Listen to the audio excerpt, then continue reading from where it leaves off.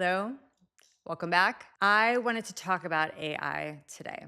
I think that many of us have been circling AI for some time, and I know we're all approaching this from different angles and different perspectives. And many people are much further down the rabbit hole of AI than I am. But for me, 2026 has been the year of approaching this subject at last. And it's in part because it is impacting or beginning to impact educational choices I'm making around my children, which has kind of forced me to engage with it when maybe I would have avoided it for much longer. But here we are, and I've been doing just a little bit of research about future predictions on AI, how AI is intersecting with education and young people's lives, and then I've been experimenting in my own life kind of at last. Don't come at me from an environmentalist standpoint. I've looked into that too, and I'm okay with the way I've been experimenting with it in every way. And so I thought it'd be interesting and hopefully helpful today to just share what I'm thinking about, and I'd love to hear from you too on your thoughts, especially if you are a creative person and maybe have a fair amount of AI skepticism. So, how I'm navigating AI as a low tech mother. I'm going to give you a little bit of background about how we as a family have parented alongside tech, and because I think this will really kind of set the table for how I'm looking into the future and the ever expanding empire of technology, specifically AI, as it impacts our lives. So, my children were born in the kind of 2010s period, and at the time, everyone was pretty unconcerned, I would say, about technology and children, like en masse. I think there were probably older people who despaired about seeing kids with iPads at tables, but it was very common to see kids with the Amazon. I can't even remember what it was, the Amazon device or iPads or, various other, your phone. That was just what people did while their older brother was at soccer practice or if they were out with a meal with their parents for a meal. And for whatever reason, I was never hugely comfortable with this. I didn't have like hugely well thought out or developed kind of intellectual reasoning around not giving my kids tech. And actually, I was also involved with a community that was pretty pro tech for kids. And the line of thinking was, the human brain and the human consciousness is ever evolving and ever expanding, and we shouldn't fear future progress. And these are tools that are going to help expand our consciousness. And you give your kids devices and they'll play with them, but then they'll put them down and they'll go and play outside. And my experience actually has somewhat borne out with that, but that never really rang true for me. And I think that is because even before we started to talk about the effect of technology on our focus and our happiness and mental health and connectivity with others and intellectual capacity, I myself felt the difference in my own psyche, I guess, and my interactions with others in the way I was engaging with technology. And I was just skeptical. I was also very anxious about health when my children were babies. And so even just having like a phone near their head, like if I was breastfeeding, I wasn't comfortable with that. And fast forward to now, and there's a huge movement trying to safeguard kids from technology. And as I record this, there has just been a case of, I believe it's a teenager taking Mark, or maybe it's a young adult now, but someone taking Mark Zuckerberg to court saying Meta did not appropriately warn teens in particular about the addictive properties of social media. I think that's just so fascinating because, of course, there's labeling around other addictive substances, particularly like cigarettes, and there's all kinds of legal requirements about how you disclose those kinds of risks. And so it's going to be interesting to me to see how Meta responds to this, and to what extent they've been tracking this themselves. I think we all know that they have been. So that's not to say my children have never experienced technology. We live in England. My family's in the United States. When we have done long haul travel, we've given kids iPads on planes. I'm sure everyone traveling with us has been very grateful for that decision. I'm a big proponent of you need the headphones too, because I've been on flights where you're just listening to a children's video game, and I think that's incredibly antisocial. I just wish there were like etiquette books out there about how to use your phone in public. There's so much I could say about that. I find it so antisocial and disruptive to harmony and rude and inconsiderate, but that's just a whole other topic. But so my children have experienced using devices within these kind of parameters. And even on long car journeys, we used to give them iPads so that they could watch a movie while we were driving up to see my in-laws who live in the northern part of the country. And what I found was that the behavior after, like when it was time to shut these off, was universally negative, bad, and bad to the extent that it almost made the hours of peace beforehand like negated in some way. I have this very specific memory. I don't want to embarrass any of my children, but I think I've seen this sort of thing with other kids too. So I don't think it's just my child, my children. But we came off a 4-hour flight, and we took away the iPads. And one of my children, I think she was like 3 or 4, was so upset. She ran, like we couldn't kind of control her. It was one of those flights where you have to come down the steps rather than go down like a tunnel into the airport. We were gonna have to get on a bus to then go onto the airport. And she like broke free of my husband and started running down the runway. And they were like, "We're gonna have to shut down the airport. Get that child." Because she was just so distraught that she hadn't been able to finish her episode or whatever. And it was at that point that I realized that even though they were just really watching TV, there was something about the device itself and the nature of how you could navigate the media and interact with the media that was reducing, I guess we could say, like executive function or willpower or emotional regulation in my child, which they already struggle with these capacities anyway because they're children and they're growing up. But I felt like this was definitely not helping her regulate herself. It was definitely not helping my husband and I regulate ourselves. I was like sweating. I was so embarrassed. People were like, "What is happening?" And that was like it for me. And so now we no longer have iPads on in the car. We listen to audiobooks, and there was some upset about this initially, and sometimes there's arguments about what we're going to listen to. But on the whole, the journey is much more pleasant. And I'll just say as a side topic, it's really, I feel like there is so much room for more expansion into children's stories that are not just for children, more like family movies, family stories where there's something for everyone. I do think that something that's happened with media where we've had this culture of giving kids iPads and designing programming that is really just enjoyable to kids, and it means that you don't necessarily want to sit down and watch what they're watching, and it's nice to have content stories that everyone wants to participate in. So that's kind of where we are at the moment. We don't have to use a device for school. We're not given a device, and even though there are online homework assignments, they can be completed on a laptop, which is how I tend to do it unless we have to do something on the go. And they don't have their own devices, and I don't use an iPad. So we only have TV at weekends. This is just how I'm running my life. It's not a declaration of like what I think the right thing is necessarily.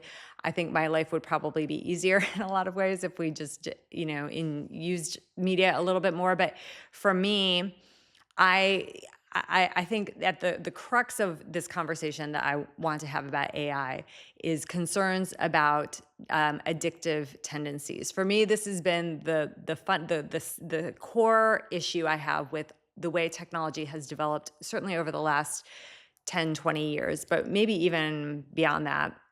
Looking at media is platforms and programs that are designed to be used maximally, that are addictive and attention absorbing to the max. I think that's really the core the issue of my concern.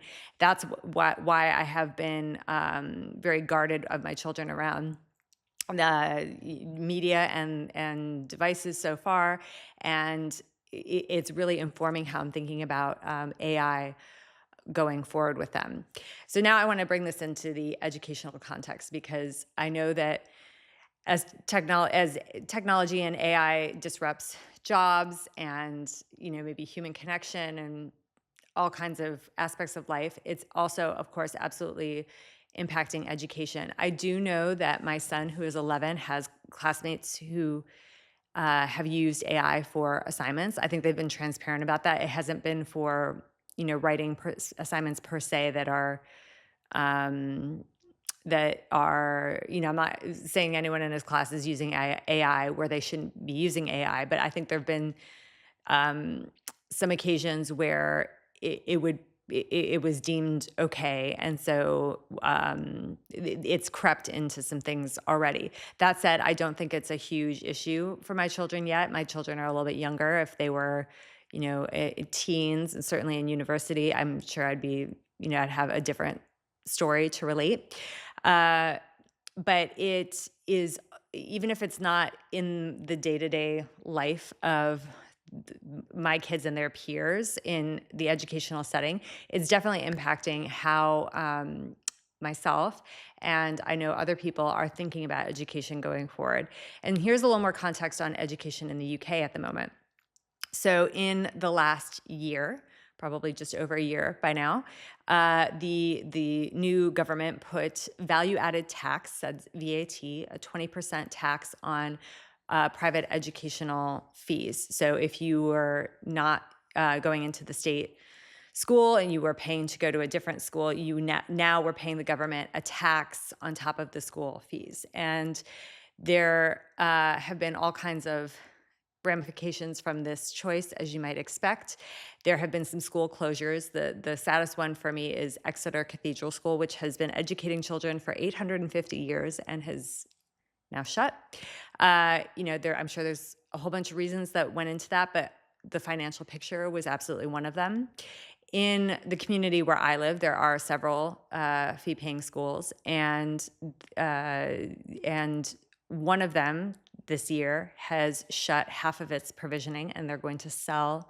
I think they're going to sell the site where the school was, and the school where my children are attending. They're not getting rid of the educational offering, but they're consolidating the school onto one site, which is tricky where I live. If you don't live in England, it's hard to understand how challenging it can be to get planning permission to build things. I live in a UNESCO World Heritage city, and it's very beautiful. There's a lot of restriction around what you can build and where you can build and what you can do. And I think this does make it challenging for schools when they're trying to expand or improve things. And for our school, I'll be interested to see how they're able to bring the early years education onto a site that's already pretty tight. But I'm sure they'll do a really beautiful job with it, and it will allow them to sell the site where the old school was. For better, which was a very sweet site. And I'm really glad my kids got to go there and enjoy it. And it's not going to be school anymore. And that's,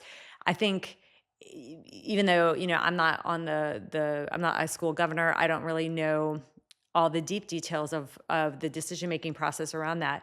There is a financial component to these decisions, and it is consolidating education already. And I can't, honestly, I can't really speak to the state school experience because that's not the education system that I grew up in. I didn't go to school in this country, and my children are not in the state school system. But if you are making a choice to go to a fee-paying school, an independent school here in the UK, it's been made more expensive. Some of the choices that you might have made have been curtailed. Like there's a school I might have looked at for my girls that's now shut.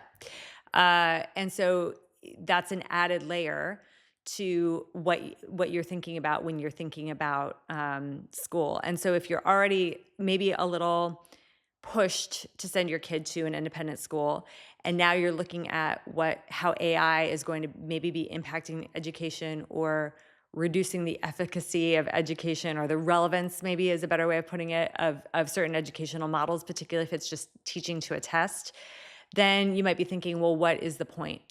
What's the point of paying more? What's the point of spending more when times are tough? And what's the point of large parts of the curriculum, actually, when so much of the outcome is indeterminate at this point? Because I think we can't really say what AI is going to do or is not going to do. And that's the conclusion I've come to after, listening to podcasts where people talk about, what they think is coming down the line, or the owners of these AI companies and the designers, and, even some whistleblowers and things, what they think is likely to happen. There's no firm conclusions that I can come to.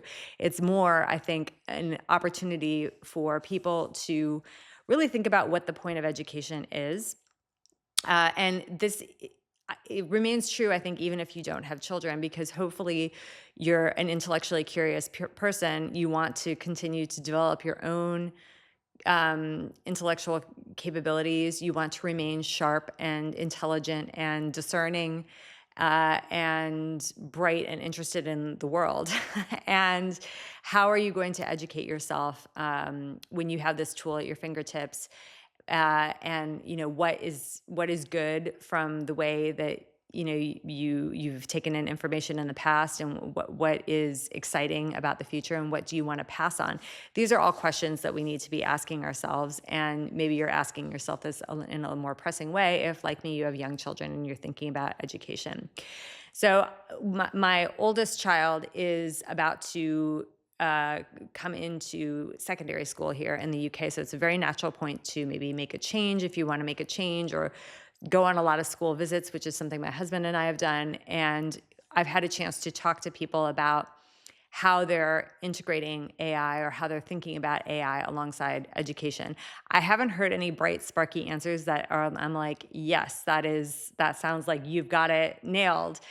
For the reasons I said before, I truly don't think that actually there is clarity about what is going to come, the result of all of this, or like the direction things will take. But I have seen some schools interested in helping students master these tools and use them appropriately. And then I've seen some places that are a little bit more technology skeptical, I would say, and are trying to retain, pen and paper calculations and math and books. And so the educators don't seem to have clarity either. And this, I think, again, brings it back to you as the parent to try to figure out what's important to you and where your own instincts are. And several times on this channel already, I've talked about the importance of developing discernment, how I think that immersion in the arts actually really helps with that, because what you're getting, you're absolutely getting someone's viewpoint, and you can be influenced, of course, and hopefully you are influenced by what you're reading or you're consuming. But it's a kind of co-creational experience, especially when you're reading, because you are imagining the story and you're allowing it to flow through your own psyche and light up certain experiences that you've had, or thoughts of your own. And this is an age where discernment is needed. You really need to have these powers, and you need to be able to trust your own intuition. So with that background, where I'm already a little tech skeptical, I've observed behavior in my children when they've interacted with like Apple devices in particular, where I'm like, I'm just not willing to deal with this. I don't think it's not producing behavior that's okay with me. And I also think that there's plenty of time to figure out how to use an iPad and entertain yourself, but you're only a child playing with your stuffed animals for so long, or creating mess in my house by cutting up magazines and making pictures and stuff. That only goes on for so long. So even though it's more challenging in some ways, I'd rather put up with that. I don't feel like I've gotten clarity or a good feel from educators. I think there's also a lot of educational, I'm not going to say panic, because I don't think it's quite that, but I think there is educational disruption and turmoil here, both financially and because of the technology. So, I'm very much left to see if I think there's any kind of redeeming qualities to to these applications for my own life and for those of my children. And so, what sorts of conclusions have I come to? Well, I guess the last layer I'm bringing to this picture from my observation, asking educators, doing some research, listening to podcasts about what I guess the experts or the whistleblowers or the founders are saying about AI is I've started to use AI a little bit myself. I'm a creative person and I'm a writer, and AI, the first thing AI seems to be coming for is writing and writers. So I was very resistant to this for a while because I quite frankly, like, I love my mind. I love my own creativity. I love the stories that I receive and that I tell and I write. I have notebooks upon notebooks of stuff written down, and it's because I'm endlessly receiving things and I enjoy that. And I am very protective of my own brain. So in the way I was observing my kids interact with tech and I thought it was doing things to their brain I didn't like, I see that in myself. And, we struggle, I think, as adults who are forced to use technology in a way kids aren't yet, to resist the interference with my own flow. But I make great efforts to do that. And so AI seemed to me to be like beyond the pale because it was like the ultimate outsourcing of intellect and creativity. And why would I mess around with it? Well, I came across, this is just, irony of ironies, and take what you will from this. I came across an Instagram account called Upgrading Katie, a young mother who wanted to just like glow up her entire life, and she used Chat GPT to do this. So the way she puts it, she's letting Chat GPT boss her around, creating programs for herself for how to improve her life. A parallel like to this is the longevity expert, the like don't die guru, Brian Johnson. He has spent some time thinking about the implications of AI, and his whole life purpose now and mission is to improve health by measuring everything and using data basically to create algorithms for himself for how to live his life so that he doesn't die or is aging backwards. He's a fun character to tune into. He's very quirky and he uses media well. But the idea, I don't know if he uses AI actually in any of the modeling or if he's just really meticulously measuring all of these data points himself, but he's using it in a technology adjacent way or technology focused way where he's basically creating an algorithm like maybe a Chat GPT would do, and he's allowing it to say, this is when you go to bed, this is when you eat, this is what you eat, these are the vitamins you take. And he seems pretty happy. I don't think that he has to be doing this for money. We all need purpose, and that can be as powerful as a driver for money. The upgrading Katie, it seems to be working out for her, and I have relatives and friends who use ChatGPT, not in like kind of a companion way, but for creating these kinds of programming, saying like, how can you optimize my health? Or my brother said he used it once to make like coaching drills for his son's soccer team. I think that I have that right. So I was like, okay. And just very quickly on the environmental front, even though I am no expert, my understanding is that it takes hundreds of AI prompts to have the ecological impact of one Amazon package. My own view with stats like this sometimes is I'm just like, well, who's monitoring what? How do you even arrive at a comparison like that? How do we know what is real with statements like that? Ultimately, we live in times that are ecologically destructive and ecologically deeply impactful, you could say. And I do my best in my life to make that footprint as light as possible.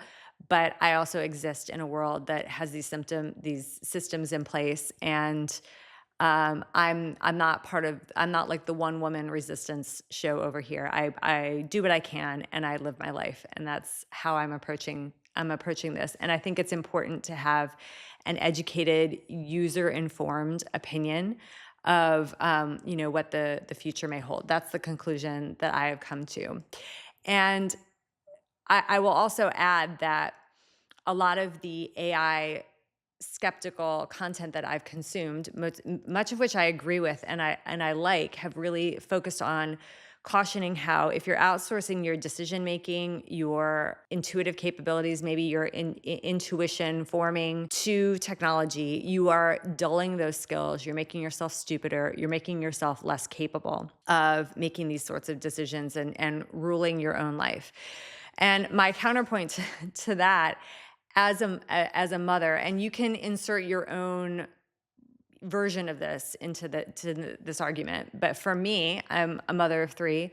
I'm a writer, and I've got the same kind of full life beyond those parameters that we all do of taking care of myself. Being a wife, a daughter, a sister, all of the things involved in the community, what have you. I actually think that I'm happy to trade a little bit of the how do I come up with a fantastic dinner rotation menu that pleases a child who doesn't like this and another child who doesn't like that and a husband who likes this. Even just thinking about that, I feel like the overwhelm coming on. And maybe I would be a more creative, adept, fluid, sharp person by spending more time in my week ninja-ing that into some sort of configuration that works really well.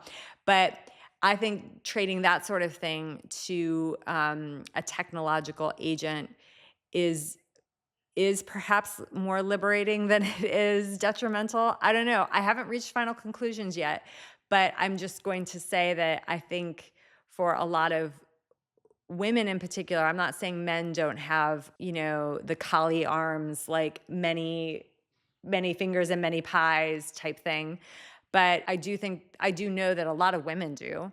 And tools that allow us to cut down on the overwhelm, I think can be useful.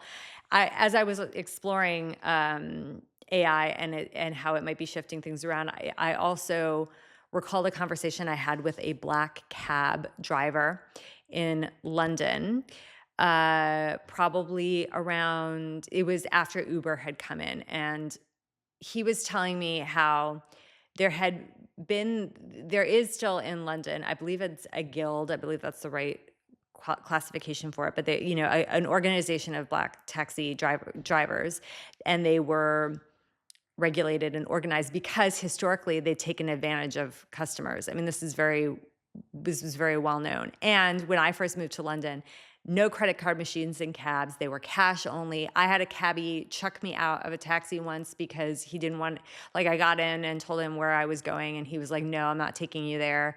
And they're not supposed to do that, but he did.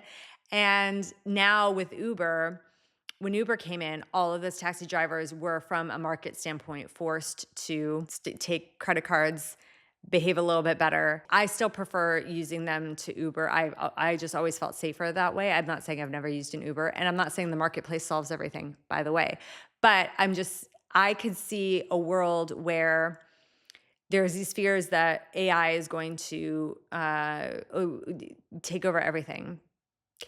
I can see a world where the fear that AI is going to replace people in totality is actually just AI forcing people to be better, perhaps. But ultimately, I don't know. And I'm not convinced anybody else knows either. All of these people who are predicting what they think is going to happen and how many jobs will be replaced and what will be left, it's like Chapel Roan, like, good luck, babe. Like, good luck with that, figuring it out. And everything's recorded now, so we can see how these predictions played out, or play out, I guess, 10, 20 years into the future. But I don't think anybody knows what is coming truly. My own experiences with AI are that I think there's some positive aspects to it for sure. Are they the kind of positive aspects that I think are relevant for my children? Definitely not yet. I'm very conscious of the developing brain. And the reason why I think I've enjoyed my little dabble with AI so far is I've only used ChatGPT, and there's no advertising on it. I've heard from a whistleblower in an interview that advertising is coming to these AI devices, and that is going to be the pivotal moment, I think, for me, because as I said in the beginning of this, the main seed of all of my issues with technology to date has been the addictive nature of them, how they have been designed to hijack our brain chemistry, to feed us dopamine that is meaningless and we haven't kind of earned in a more deeply satisfying way, and to keep us hooked on the product. And if advertising comes into these platforms, the technology will change such that you won't be able to put it down. That will be and I don't feel that way about it now. I'm not always pulling out ChatGPT to ask this, that, or the other, or to have a little conversation with it. Maybe some people are in that place, but I'm not. I'm not there for it now. That's the brain change dimension that I have my eye on. And the reason why, even though there isn't advertising on the platform yet, I would be hesitant to let my children mess around with it too much, because the developing brain is your brain is so precious and special. I would just really encourage you to safeguard your mental capabilities in any way you can. The amount of stimulation coming at you and the number of ways we're told to kind of fiddle around with what's going on in there in terms of drugs, good, prescription drugs, non-prescription drugs, over-the-counter stuff, slightly nefarious stuff, things that are apparently on the cutting edge of research or not. Just your brain and the development of your brain is really your whole existence on this planet, your whole experience on this planet. I've said on this channel before that your subconscious governs, I think, like 80-90% of your behavior. I mean, what is going on in the brain is complex. It's not easily understood. And I personally am just very interested in making sure that I'm not outsourcing or I'm not allowing other influences to come in and mess around in there in ways that I don't really have control over. I don't know what they're doing. And I feel, if I feel that way about myself, which I do, I feel that way times 100 about my kids. In conclusion, I guess, at the end of all of this, I know that there is technology for them that I can't even comprehend. So I'm not trying to future-proof their job. I'm not trying to give them skills to be able to cope with the future, because everything is changing so fast now, and they're fortunately, I think, in a way, young enough that the whole landscape's going to look different by the time they're really functioning adults. What I'm trying to do right now is preserve their creativity, their compassion, their empathy, their connection to each other. And if I had all the money in the world, truly, I think the biggest value add for education that you can do is like one-on-one instruction for your kids. That I've had this a few times where one of my daughters had speech therapy because she couldn't make certain sounds. The one-on-one attention she got, and it was like gold. It was her favorite part of the week. She now has such beautiful enunciation. Her teacher told me she should work for Audible, and I agree. Like, she has gorgeous diction. She loves to speak, and the sounds she couldn't make before are now like her favorite sounds to make. That's the power of one-to-one education. And back in the day, if you could afford it, the way everyone was educated was with private tutors. And, that's just, I'm sure there's very complicated or maybe very simple reasons why that was so. And certainly it wasn't available to everyone, but I think that seemed to work out well for people. And I don't think that one-to-one computer, like on an AI system, it's not the same thing. At the moment, for my children and for myself, I think as we continue to explore the ever-expanding, terrifying, but also kind of awe-inspiring world of innovation, the core tenets of humanity, being able to allow what is ideas to filter down to you in their pure form and be present enough to receive them, interact with each other and animals in the world with compassion and an open heart, and having the discipline to remain self-sovereign. I think those are the skills that everyone needs. certainly children need, and that's kind of the conclusion I've come to thinking about education and AI and the future, and how and what little part I can play in the way this will all flow for the next generation. I'd be curious to know what you think, if you're making these same sorts of choices, if you're exploring these same paths. I'm very interested in, because I think we're all exposed to slightly different aspects of this conversation because there's so many people talking about it. And also, I'm not using Mid Journey. I'm not making art with AI, and I'm not using a lot of different platforms, but I know they all have different strengths and weaknesses, and I'd be curious to know what you think. So, if you enjoyed this conversation and you're listening on Spotify or Apple or wherever you get your podcasts, a review would be fantastic. If you're here with me on YouTube, liking this video is just a huge help. And if you want to hear more from me, you can always subscribe and know when I drop something new.